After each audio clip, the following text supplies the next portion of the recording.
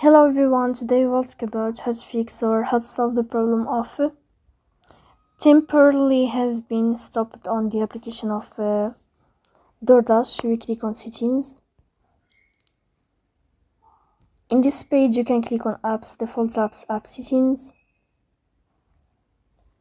And above you can search about DoorDash and you will enter. Then you can click on first stop and you can click OK. After that you will enter to the window of storage.